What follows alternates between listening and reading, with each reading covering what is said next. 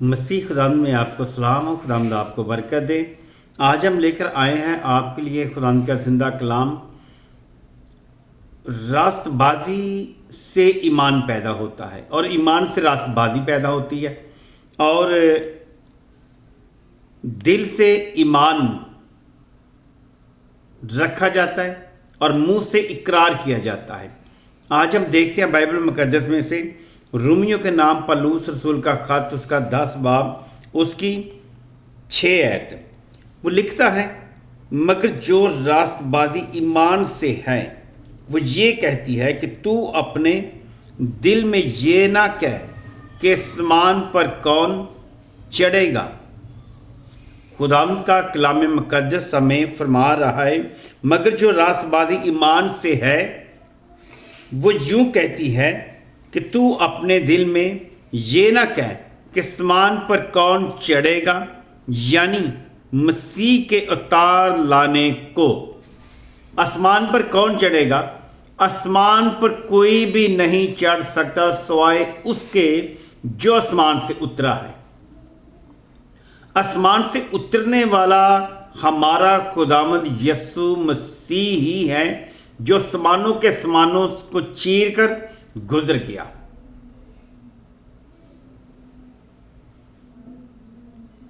یا گہرائیوں میں کون اترے گا؟ گہراؤں میں کون اترے گا؟ کوئی ہے؟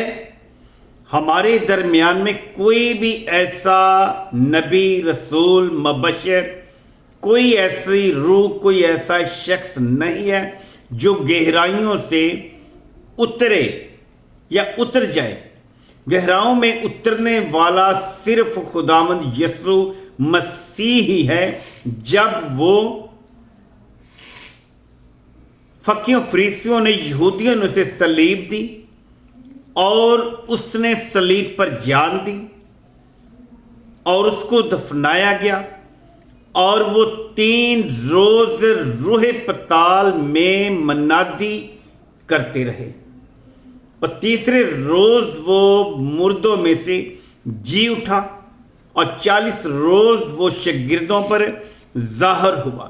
گہرائی میں بھی اترنے والا صرف ہمارا خداوند یسوع مسیح ہی ہے۔ کوئی بزرگوں میں سے، نبیوں میں سے، رسولوں میں سے، کوئی انبیوں میں سے کوئی ایسی شخصی طاقت نہیں ہے جو آسمانوں میں سے گزر جائے یا پتالوں کو چیر کر زمین کے نیچے جائے۔ یہ صرف ہمارا خداوند یسوع مسیح ہی ہے جس کی ہم منادی کرتے ہیں۔ وہ ہمارا جلالی بادشاہ ہے۔ بلکہ کیا کہتی ہے یہ کہ کلام تیرے نزدیک ہے۔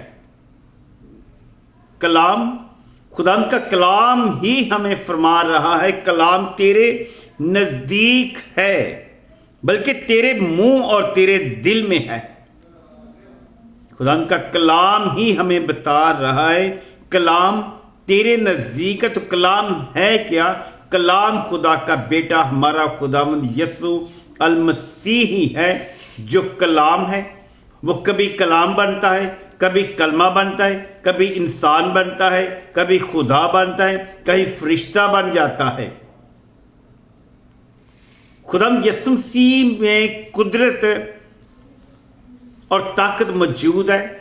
وہ آپ کی زندگیوں کو بدلنے کی قدرت اور طاقت رکھتا ہے، کیونکہ اس کا کلام ہمارے منہ میں اور دل اور تیرے دل میں ہے۔ یہ وہی ایمان کا کلام ہے جس کی ہم منادی کرتے ہیں۔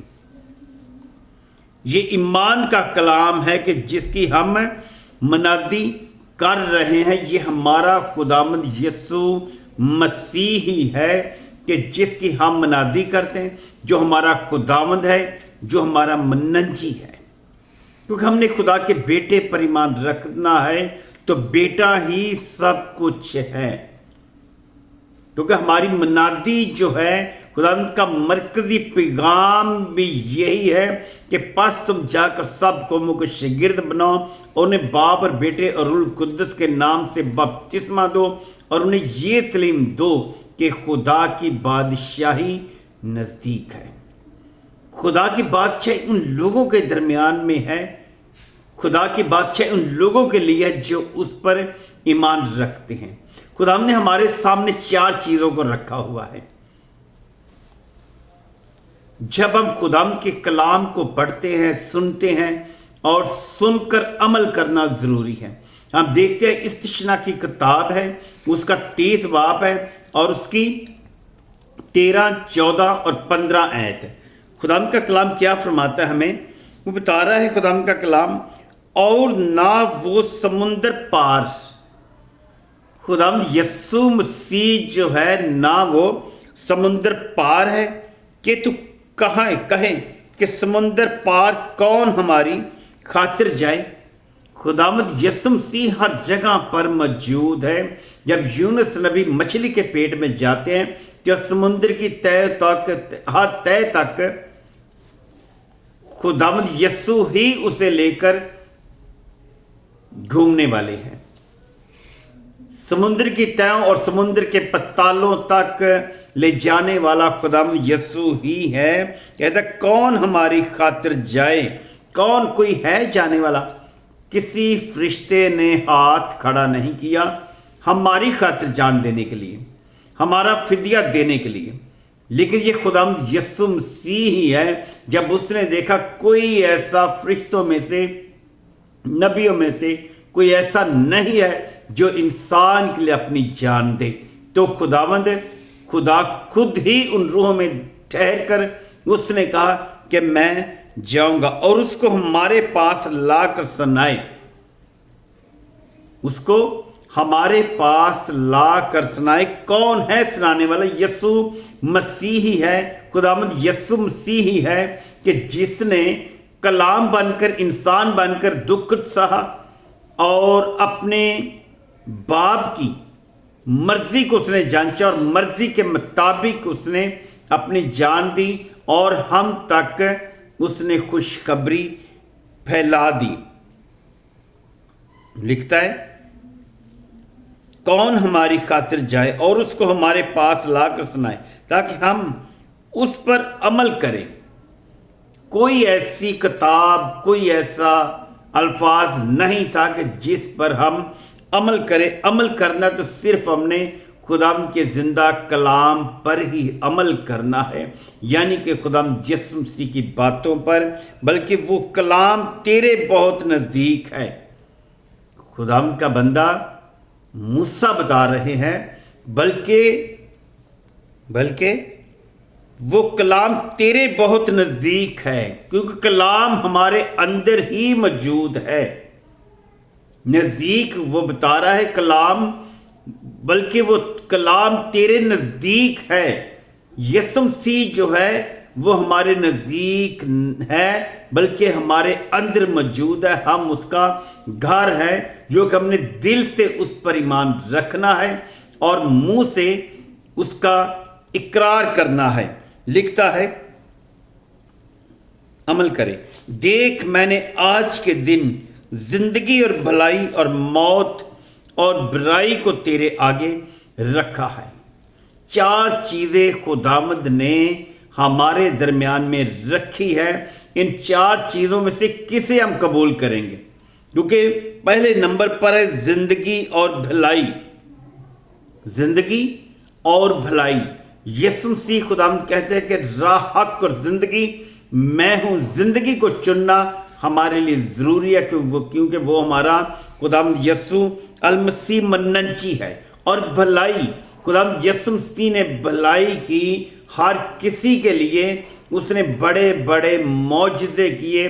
خداوند یسوع مسیح نے کسی کا جنازہ نہیں پڑھا، بلکہ جب وہ مردوں کے درمیان میں ٹھہرے، سو خداوند یسوع مسیح جب ان کے درمیان میں جا کر ٹھہرتے تھے تو وہ مردے اٹھ کر کھڑے ہوتے تھے۔